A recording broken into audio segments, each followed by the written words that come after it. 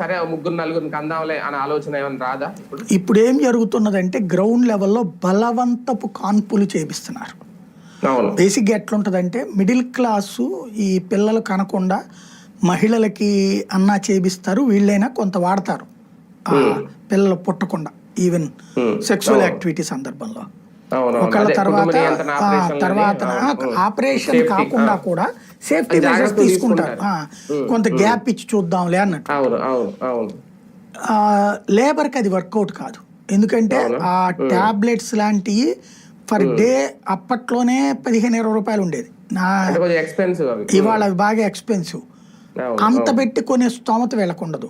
Tablets వేసుకుంటే గర్భిణీ సంబంధమైన సమస్యలు వస్తాయి, ఈ డాక్టర్లే చెప్తారు సైడ్ ఎఫెక్ట్స్ వస్తాయి, అందుకని వాడరు. వాడకపోవడం వల్ల ఏమైపోతుందంటే మళ్ళీ క్యారీడ్ అని చెప్తారు 3వ నెలకు 2వ నెలకు. అప్పుడు ఇదివరకు ఏంటంటే గవర్నమెంట్ హాస్పిటల్కి పోయి అబార్షన్ చేయించుకునేవాళ్ళు, ఇప్పుడు గవర్నమెంట్ హాస్పిటల్లో అబార్షన్స్ చేయట్లా.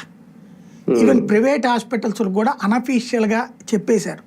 దాంతో వాళ్ళు కూడా ఎంతమంది పిల్లలు 2 కదా కానీ అబార్షన్ చెయ్యం, నువ్వు వెళ్ళి గవర్నమెంట్ దగ్గర నుంచి పర్మిషన్ తెచ్చుకో అని చెప్తున్నారట. లేదా డబ్బులు ఇస్తే చేస్తారు అబార్షన్. ఇక్కడ కాస్ట్ అయిపోతుంది.